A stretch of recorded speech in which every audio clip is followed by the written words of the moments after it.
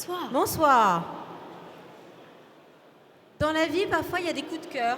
Des coups de cœur devant le talent, des coups de cœur devant l'audace et le courage de certaines personnes. Et moi, mon coup de cœur, aujourd'hui, je suis très très fière de vous la présenter, Joyce Jonathan.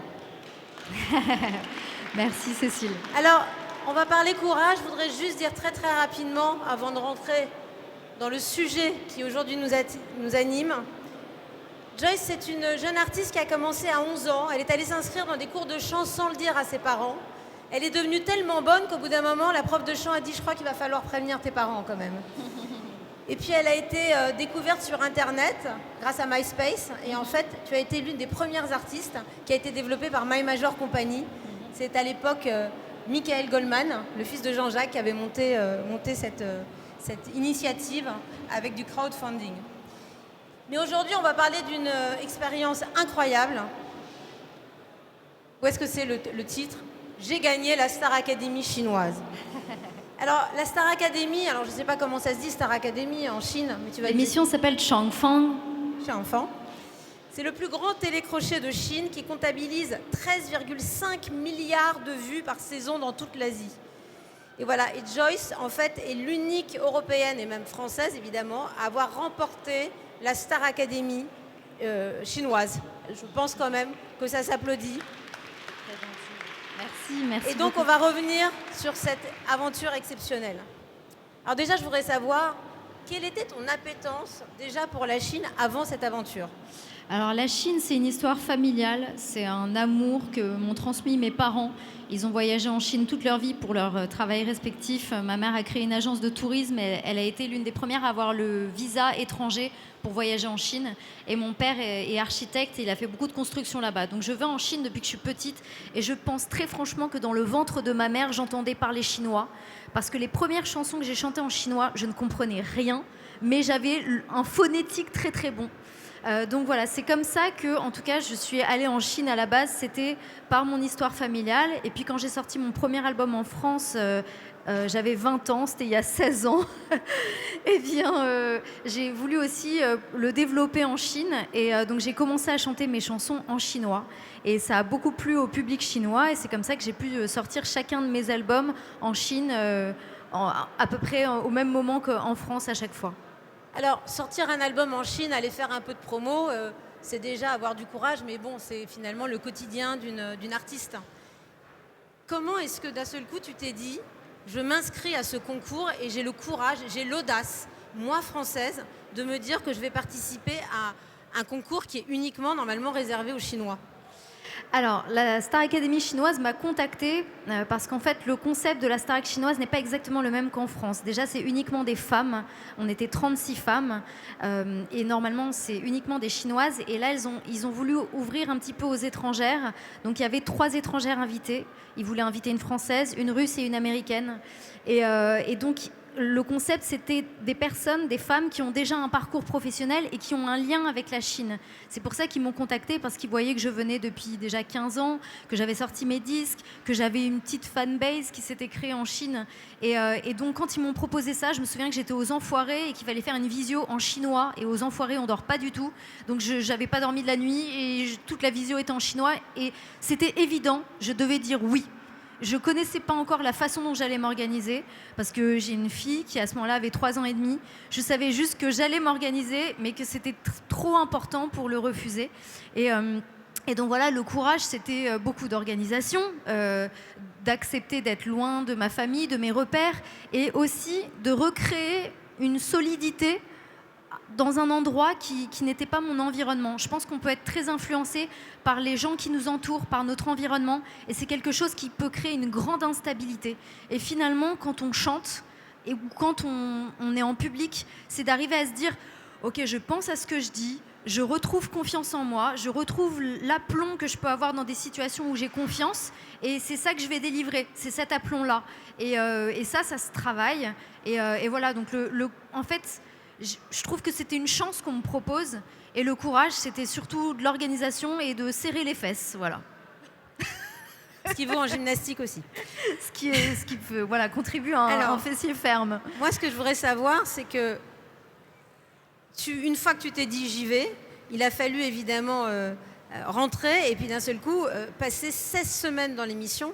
Moi, j'ai quand même relevé, puisqu'on en a parlé ensemble, qu'au-delà de chanter des chansons de pop, il y a eu de l'opéra traditionnel, du rap, sur du kung-fu, enfin, et en plus, une idée aussi de la compétition extrêmement forte développée, parce que toutes les Chinoises voulaient absolument gagner et sûrement pas laisser une étrangère gagner la Starac à leur place. Oui, alors c'est là-dessus qu'on ne se rend pas compte du pouvoir de la French Touch. C'est que être français à l'étranger, c'est un plus énorme. Déjà, mon nom, c'était Faguo Tietie, ce qui veut dire la sœur française. Et en fait, c'était mon identité. Et ils adoraient de voir le côté un peu décomplexé qu'on peut avoir. Ils adoraient que je raconte des anecdotes qu'on peut vivre à Paris, prendre un café en terrasse à Paris. C'est quelque chose qu'on ne fait pas beaucoup à l'étranger et pas du tout en Chine. Et c'est vrai qu'il y a des choses qui nous paraissent très basiques et très normales. Et puis aussi, on a beaucoup en commun, l'art de vivre, la gastronomie. Et voilà, on avait beaucoup de choses à partager. Je pense qu'ils étaient heureux aussi d'ouvrir les bras à une Française et de se dire qu'on pouvait célébrer un pont culturel et créer cette passerelle. Et voilà, et vraiment, je souligne l'importance de la French Touch dans cette histoire parce que je pense que ça a été vraiment aussi ma force. Alors, ta force aussi, au-delà de ton talent, c'est quand même ton travail. Parce que c'est pas ta langue naturelle quand même, et c'est un exercice un peu compliqué. En plus, il y avait quand même des directs vis-à-vis. Donc, est-ce que tu peux nous expliquer comment finalement, en plus du courage, il a quand même fallu du travail et un mort? Non. Alors, Monsieur Mitraillette, je pense que, en effet, parfois, on a la chance d'accueillir une situation, mais qu'il faut savoir rendre cette situation à son potentiel maximum. Et que parfois, la différence, ça va être quelqu'un qui a une rigueur, un travail, une organisation. Et comme cette Star Academy était à l'autre bout de la Terre et que je passais 2 semaines là-bas, c'était des sessions d'enregistrement, je revenais 5 jours en France, je repartais 2 semaines. Donc j'étais épuisée de fatigue, j'ai appris à dormir sur une poignée de porte, par exemple. Et en fait, les moments où j'y allais, je me disais, je ne peux pas laisser passer cette chance. Donc je répétais dans les toilettes de la télé-réalité, parce qu'on vivait tous ensemble, enfin tout ensemble. Et je m'enfermais, je répétais les gestes, toute la gestuelle de l'opéra que je devais chanter. Et en fait, je pense que c'est important de se dire qu'il y a des priorités à des moments de la vie. Et que si la priorité qu'on a choisie, c'est de faire la Star Academy chinoise et d'aller au maximum, il faut faire passer le reste un peu après, quitte à réorganiser son emploi du temps et sa hiérarchie plus tard. Mais en tout cas, j'en avais fait mon top 1 priorité, bien sûr, avec ma fille. Mais voilà, c'était de me dire, toute mon énergie, elle va là-dedans. Donc, je scrolle pas sur Internet, je ne fais pas d'autre chose. Non, je répète ma gestuelle sur l'opéra hué chinois. C'est surtout qu'en fait, tu as saisi l'occasion, tu as eu l'audace pour y aller, et après, il fallait plus lâcher. Parce que c'était une occasion qui se représenterait peut-être pas automatiquement. Oui, exactement. Et aujourd'hui, maintenant que tu as gagné cette Star Academy, ça t'a ouvert quel débouché? Quels sont les projets futurs? Alors, ma notoriété en Chine a beaucoup changé parce que c'est le premier télécrochet de Chine. Donc forcément, tout d'un coup, j'étais très reconnue dans la rue, même par les policiers. Je pensais que je me faisais arrêter. J'étais en état d'arrestation à Shanghai et on me disait mais pas du tout, Faguo Tietie, la sœur française. Donc c'était très amusant.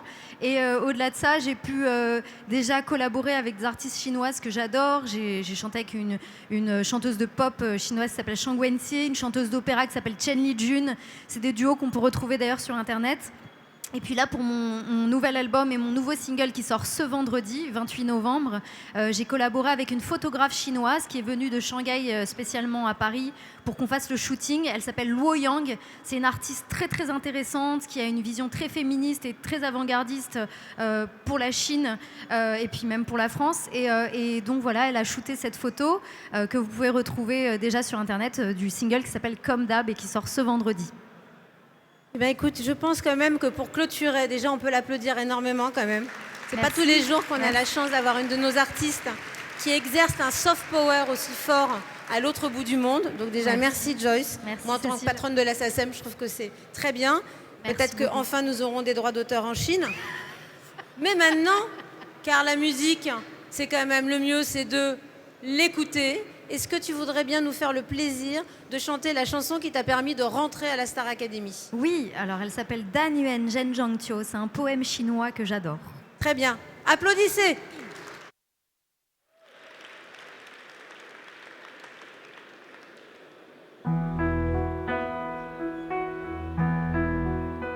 N'hésitez pas à chanter, hein.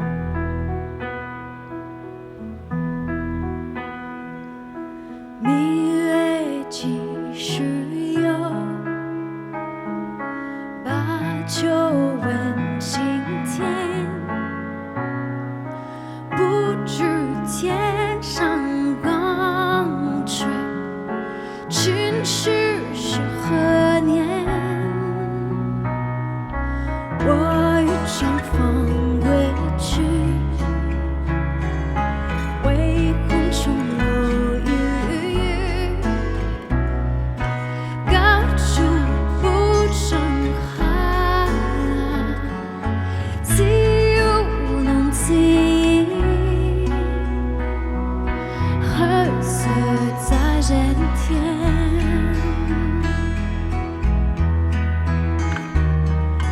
转岸出个地气呼喳，无言不应遥喊，何时终墙边？是远别，人有远方离去。唯恐琼楼有雨，此事古难全。但愿人间仍旧，千里共婵娟。